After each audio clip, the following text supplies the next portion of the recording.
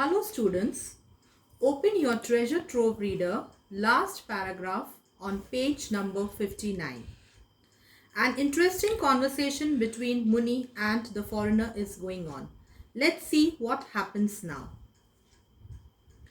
Muni made some indistinct sounds in his throat and shook his head. Indistinct means different sounds.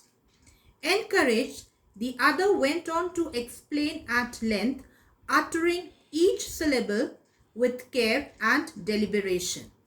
Syllable means to pronounce words clearly, and deliberation, long discussion. Presently, he sidled over and took a seat beside the old man, explaining, "You see, last August we probably had the hottest summer in history, and I was working in shirt sleeves in my office on the 40th floor of the Empire State Building."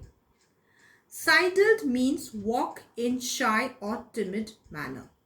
So, he sidled over and took a seat beside the old man. Now, who's the old man here? Muni. So, the foreigner took a seat beside the old man and he started explaining him what happened last August.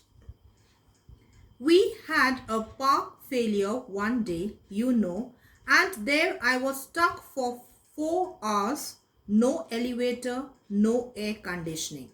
Elevator means no lift.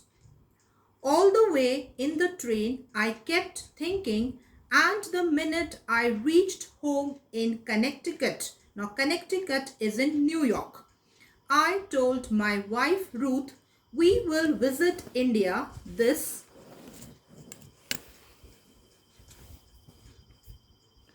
winter. It's time to look at other civilizations."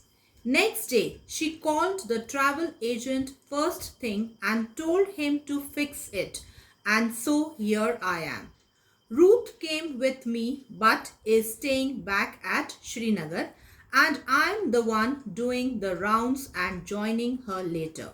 So both of them came to India to visit India. But his wife was there in Srinagar and this foreigner was doing the rounds and will join her later. Muni looked reflective at the end of this long oration and said rather feebly, "Yes, no," as a concession to the other's language, and went on in Tamil, "When I was this high," he indicated a foot high, "I had heard my uncle say." Reflective means thoughtful and feebly means weakly. So Muni looked thoughtful at the end of this long oration. Which long oration? The foreigner was telling him something what happened last August. So he was thinking about that, and then he again said those same two words, yes, no. And then he started his own story in Tamil. "When I was this high, and then I heard my uncle say," then he continues with his story. No one can tell what he was planning to say, as the other interrupted him at this stage to ask, "Boy, what is the secret of your teeth? How old are you?" Muni forgot what he had started to say and remarked, "Sometimes we too lose our cattle.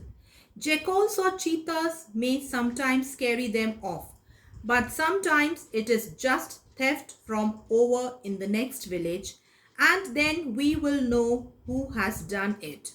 Our priest at the temple can see in the camphor flame the face of the thief, and when he is caught." He gestured with his hands a perfect mincing of meat. Mincing means chopping of meat. So here, this was actually the gesture. Gesture means signal. What he was doing was actually for the thief. And now you will see what happens. The American watched his hands intently. Intently means attentively. And said, "I know what you mean. Chop something? Maybe I'm holding you up and you want to chop wood. So now foreigner thought that he wants to chop wood and here he is wasting Muni's time. Where is your axe? Hand it to me and show me what to chop.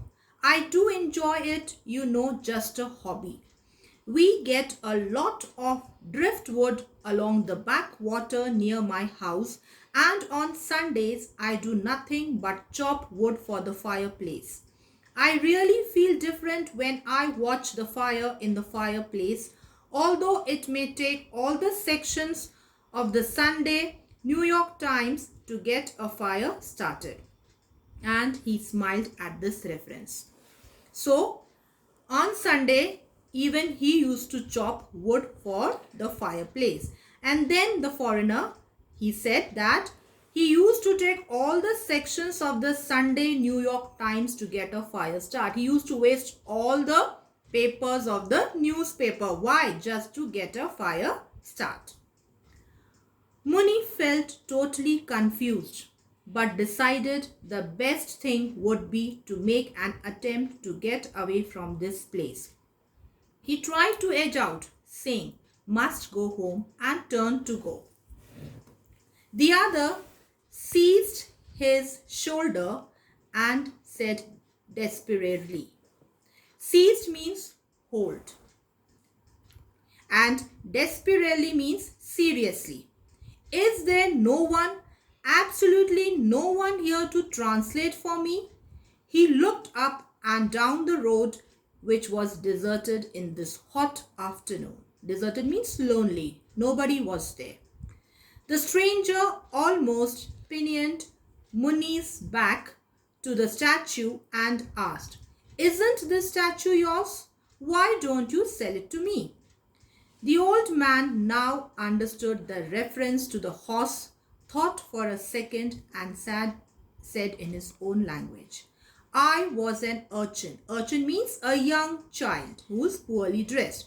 So I was an urchin this high when I heard my grandfather explain this horse and warrior, and my grandfather himself was this high when he heard his grandfather, whose grandfather. The other man interrupted him. "I don't want to seem to have stopped here for nothing. I will offer you a good price for this," he said, indicating the horse. He had concluded without the least doubt that Muni owned this mud horse. Perhaps he guessed by the way he sat on its pedestal, like other souvenir sellers in this country presiding over their wares. Wares means articles. So why foreigner thought that this horse belonged to Muni? Because the way he used to sit on its pedestal. Like an owner, he used to sit there.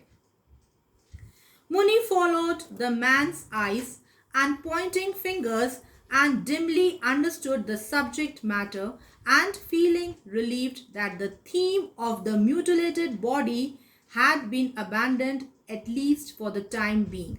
Now mutilated means injured body and abandoned means left. So now he is relaxed. Why? Because now he is sure that this fellow is not talking about that murder. Said again, enthusiastically, "I was this high when my grandfather told me about this horse and the warrior, and my grandfather was this high when he himself." The Tamil that Muni spoke was stimulating. Stimulating means encouraging, even as pure sound, and the foreigner listened with fascination, means interest.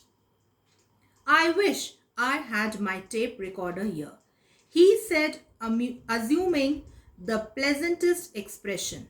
"Your language sounds wonderful. I get a kick out of every word you utter here."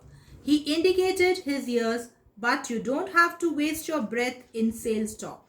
I appreciate the article. You don't have to explain its point." So now he is telling Muni that I am already in love with this statue and I want to buy this statue. So no need for you to waste your breath in sales talk. You must have seen the salesman.